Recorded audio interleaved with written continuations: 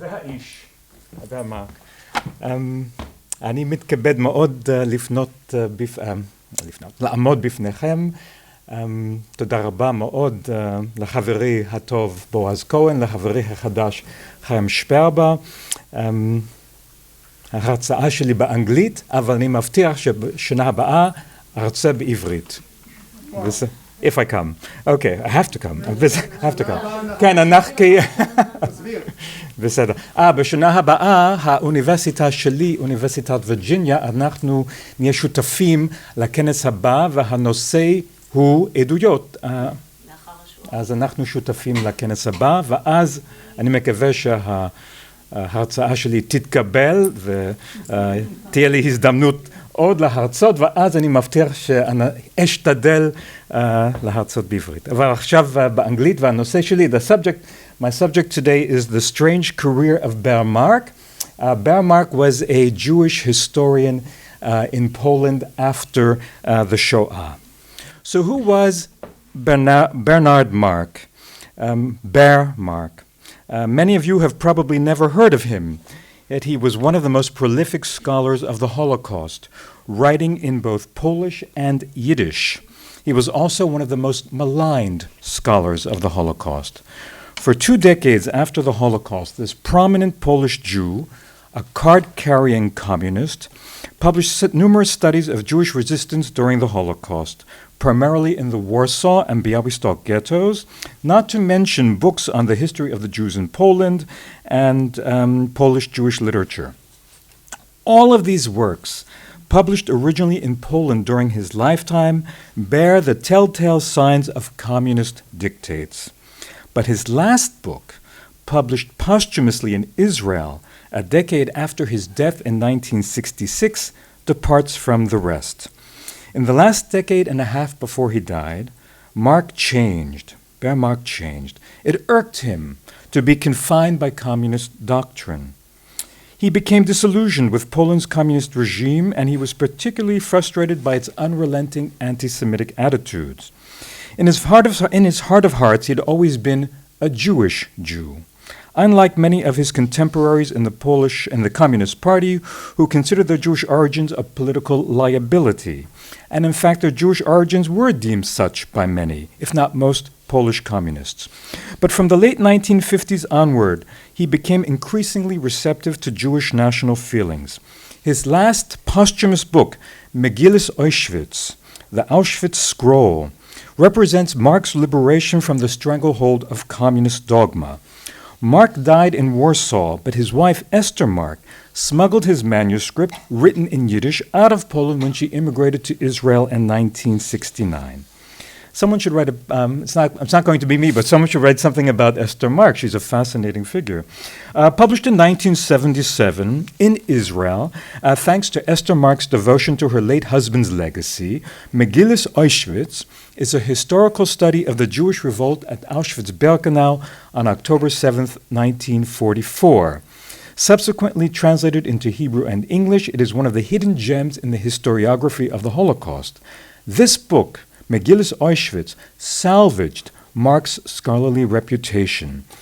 Deemed a regime historian for most of his career by Jewish historians in the West, after the publication of Megillas Auschwitz, Ber Mark earned the right, albeit a decade after his death, to be called a pioneering scholar and historian of the Holocaust. Ber Mark was born in 1908 in Łomża, Poland. He received both a strong Jewish and general education. He earned a degree in law from Warsaw University. He also studied sociology and Polish literature. He became a communist activist in his youth, and like many members of his generation in Poland in the 1920s and 30s, including many Jewish young people, he became persuaded by the communists' promise of a utopian future in a socialist society. Yet, unlike many Jews of his generation who turned to communism, he never lost his Jewish soul. Impeded from practicing law because of his communist sympathies, he became a journalist, contributing to left-wing and communist Jewish and Polish publications based in Warsaw.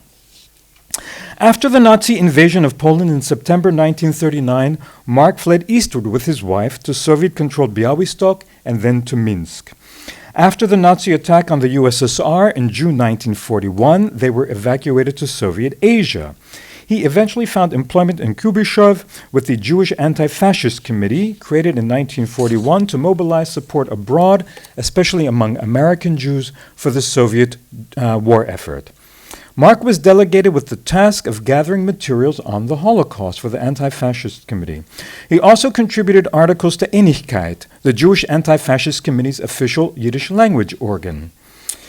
Fired by its editor for his nationalist tendencies after highlighting the contribution of Jewish soldiers to the Soviet war effort in an article that he prepared for the foreign Jewish press, he was forced to confess his grave political mistake to the head of the Soviet Information Bureau. His confession had the desired effect, and he returned to the Jewish Anti-Fascist Committee and to Einigkeit. But this episode must have made a deep impression on him. From Kuybyshev, he went to Moscow, assuming the presidency of the Organizational Committee of Polish Jews, Komitet Organizacyjny Żydów Polskich, the KOZP, which was attached to the Union of Polish Patriots, Związek Patriotów Polskich, an association of Polish communists in the USSR, whose goal, under the eyes of Soviet authorities, was the establishment of communism in liberated post-war Poland. The Organizational Committee of Polish Jews was charged with the task of aligning all Polish Jews in the USSR, regardless of their political views, with a communist-dominated post-war Poland. From his perch in Moscow, Mark was profoundly affected by news of the Nazis' genocide of Polish Jews. But unlike many, if not most, survivors of the genocide who survived the Holocaust on Polish soil, if not most who survived the Holocaust on Polish soil, who saw no future for Jews in post-war Poland, Mark and many other leading Jewish communists who spent the war years in Moscow became committed to rebuilding Jewish life in Poland. Ber Mark and Esther Mark returned to Warsaw in 1946. He coordinated the efforts of the Organizational Committee of Polish Jews and the Central Committee of Polish Jews, Centralny Komitet Żydów w Polsce, or CKZP, to repatriate the roughly 200,000 Polish Jews in the USSR. The CKZP was the principal body of Polish Jewry in the immediate aftermath of World War II, which until its dismantling in 1950 represented the interests of the surviving remnants both to the Polish government and to the Jewish world. After a short time, Mark returned to journalism and political activism. He became editor of and a regular contributor to Das Neue Leben, the semi-weekly organ of the Central Committee of Polish Jews and the Union of Jewish Writers and Journalists. He was further elected president of the Union of Jewish Writers and Journalists and appointed to the Central Committee of Polish Jews Presidium. Although the Central Committee of Polish Jews initially comprised Zionists, Bundists, and Jewish communists, the communists became the predominant force on the committee within a couple of years. Mark consciously pursued his journalistic and political activity on the proverbial Jewish street in service to the revival of Jewish life in Poland. Convincing Jews to stay in Poland and rebuild Jewish life became, so writes historian Joanna Naliwajko-Kolikow, Mark's mission. As Naliwajko-Kolikow suggests, from the mid-1940s onward, Mark regarded writing history, particularly the history of Jewish resistance in the Holocaust, as an essential element of his political efforts on behalf of Jewish renewal in post-war Poland. And it's very interesting because this morning and elsewhere we talked about Jewish historians in Israel who wrote history in a Zionist frame of mind, but here you have a Jew who's a communist who wrote history to persuade Jews to remain in Poland.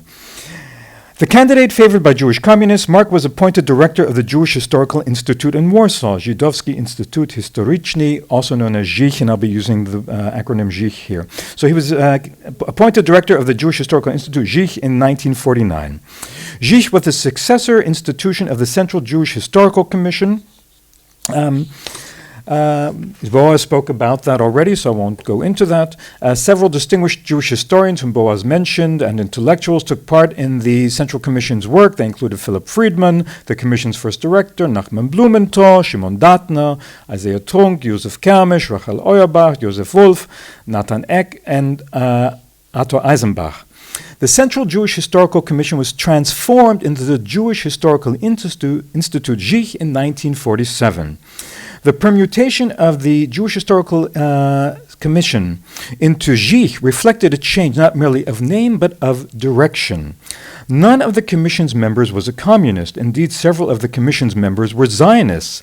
However, Jewish communists in the Central Committee of Polish Jews used their increasing power in the committee to harmonize the research and writing of Jewish history of both the distant and the recent past with communist historiographical paradigms. After most of the original members of after the original members of the Jewish Historical Commission and then of the Jewish Historical Institute, with the exception of Datter and Eisenbach, had left Poland, a majority for Israel, by 1950, the newly formed Jewish Historical Institute under Marx's leadership came under the influence of Jewish communists, and its historians were constrained by Stalinist orthodoxy to pay lip service in their work to Marxist explanations of history and Soviet-inspired denunciations of Western imperial support for supposedly revanchist West Germany. Historian Stefan Stach argues that in order to keep Zich afloat during the dark days of Stalinism, when anti-Semitic show trials of putative Zionist agents were being conducted in Czechoslovakia and Romania, Mark took pains out of political expediency rather than out of political enthusiasm to ensure that Zich towed the party line and reined in members of his staff who felt confined by the dictates of communist historiography. To Mark's credit, under his stewardship, even in the worst of times in post-war Poland, the Institute published two significant semi-annual scholarly journals, one in Polish and the other in Yiddish. Mark remained director of the Institute until his death in 1966 on the eve of the communist regime's so-called anti-Zionist campaign, which led to the near elimination of Polish Jewry in Poland. In 1944, while still in Moscow, Mark published a pamphlet on the Warsaw Ghetto Uprising. Expanded and updated editions of his account of the uprising, often including appendices containing newly discovered documents, appeared periodically in both Polish and Yiddish in the 1950s and early 1960s. The last edition appeared in Warsaw in 1963. Although he was best known for his numerous studies of the Warsaw Ghetto Uprising, he examined many other topics, including resistance in Białystok, the Białystok Ghetto, the fate of Jewish writers during the Holocaust, and he completed his first volume of a projected two-part history of the Jews in Poland. Mark's accounts of the Warsaw Ghetto Uprising and of the revolt in the Białystok Ghetto drew many detractors, however. Prominent Jewish historians in the West, like Lucy Dawidowicz, sharply criticized his writings for their misrepresentation of Polish aid, especially by communist partisans, and of Soviet assistance to Jewish fighters.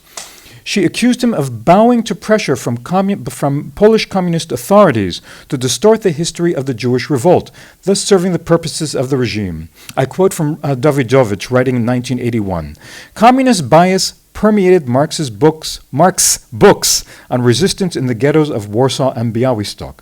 His revisions of the various books, successive editions, were politically determined, an attempt to keep up with the increasing Stalinization in Poland in those years," end of quote. One concrete example of what Dawidowicz had in mind is Mark's description of a Soviet air raid over Warsaw in the evening of May 13th to 14th, 1943, in the final days of the Warsaw Ghetto Uprising. According to Mark, in his 1963 Yiddish version of events, and this was considered the most benign version of these events, the Soviet air attack was launched in response to an appeal from the leadership of the underground Polish Workers' Party, that is to say the Communist Party in Warsaw, an appeal to Soviet military authorities requesting retaliation for the Nazis' liquidation of the ghetto. Dropping bombs on German military installations in Warsaw, Marx wrote, Soviet bombers inflicted numerous losses on German forces and provided Jewish partisans with cover to attack distracted German guards and attempt to escape from the ghetto to the Aryan side. According to Mark, armed Poles facilitated their escape attempts. Soviet planes did in fact bomb Warsaw and drop leaflets over the city on May 13, 1943. But according to Yisrael Gutman, the late Israeli historian who was an authority on the Warsaw Ghetto Uprising and who fought in the uprising, the Soviet planes did not come to help Jews, and it is doubtful whether any Germans were killed in the bombing raid. Nor, adds Dawidowicz, was there any reliable evidence that communists had ever requested Soviet aid on behalf of Jews. As a matter of fact, by May 13th, the uprising was nearly all extinguished, and the Warsaw Ghetto Jews were dead, dying, or deported to Treblinka. Gutman himself writes that he was troubled precisely by a quote from Gutman by the irksome question of why the Allies, and particularly the Soviet Union, did not come to the aid of fighters in the ghetto, end of quote. Although false, Mark's account, projecting the Soviet Union as savior of ghetto fighters, became a staple of communist versions of the uprising. In a recently published synthetic essay on the Warsaw Ghetto Uprising, historian Avinoam Pat, who's a friend of many of us here, makes no references in his essay to Mark's studies of the uprising. In contrast, Pat refers several times to Gutmann's work. Pat's essay speaks volumes. For all intents and purposes, scholars today view Mark's account of the uprising as of little, if any, value. Mark's career took a strange twist in the last decade of his life, that is, from the late 1950s until 1966.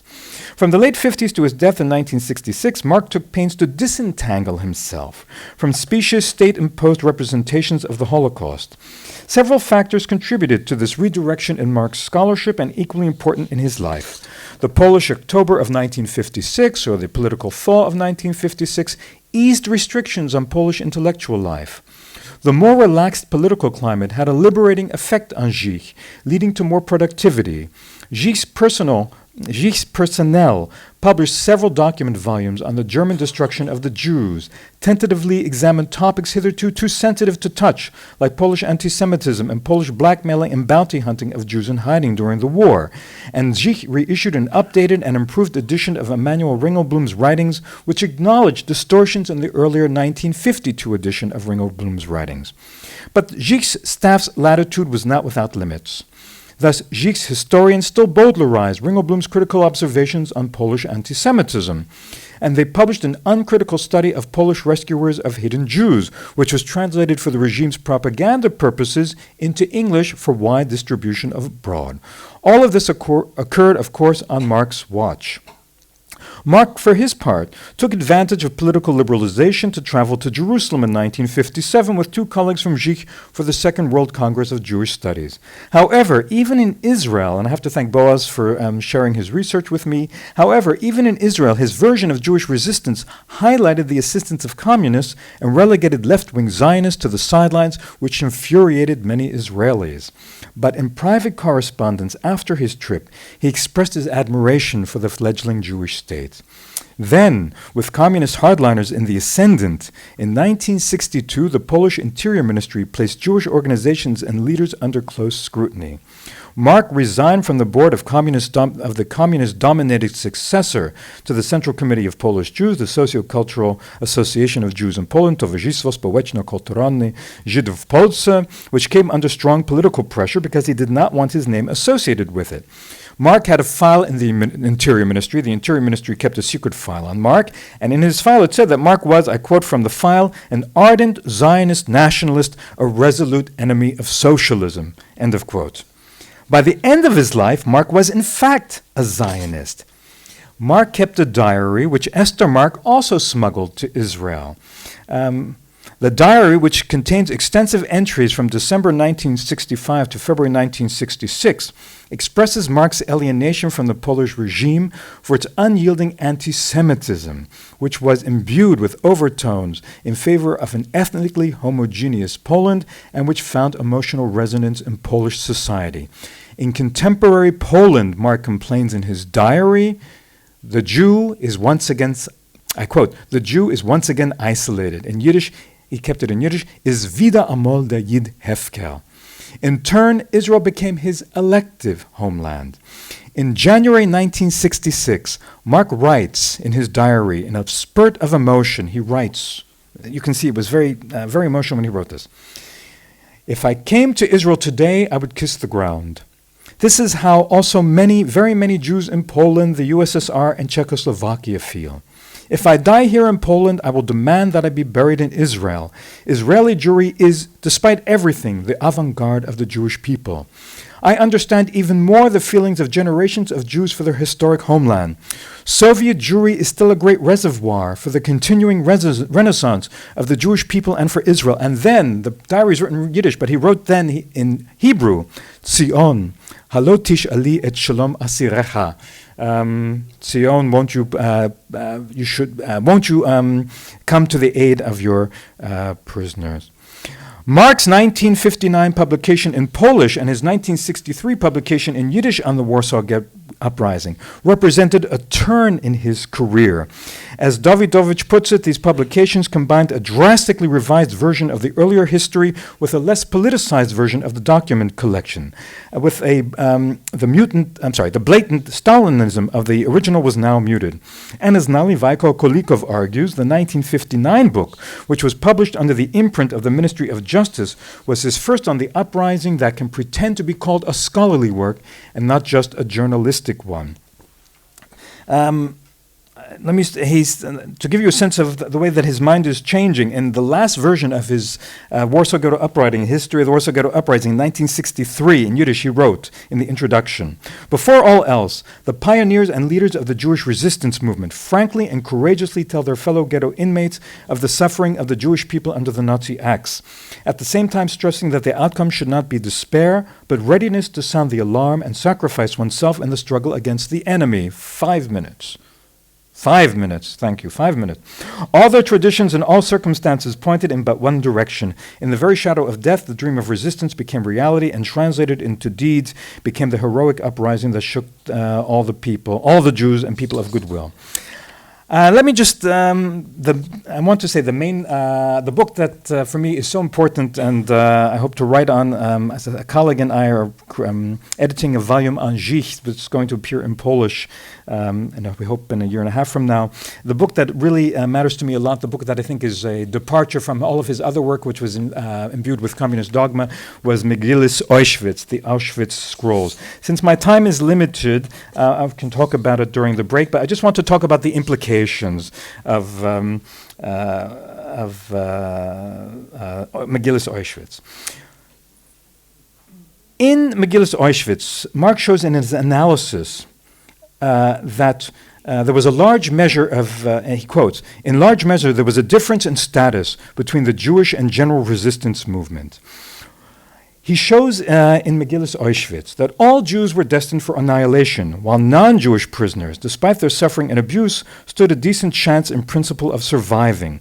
Because in Megillas Auschwitz, he shows the Jewish underground was part of the general underground, and the general underground prepared a revolt in early 1944 and then called it off at the last minute because the general underground realized that the Germans were losing the war, that they could outlast the Germans, that they would survive, but the Jews realized that they weren't going to survive, that the Germans were going to kill them. So all Jews were destined for annihilation, while non-Jewish prisoners, despite their suffering and abuse, stood a decent chance in principle of surviving. Marx further understood that the international leadership of the Auschwitz prisoner underground, in which many Poles had leadership positions, sought to discourage the Jewish Sonderkommandos members from acting precipitously with their desperate plan for a revolt. The revolt was led by Jews in the Sonderkommando in Birkenau. Such a revolt had little substantive chance of success, if success entailed mass escape and survival, but it could very well provoke the Germans to carry out a massacre of all prisoners of Auschwitz.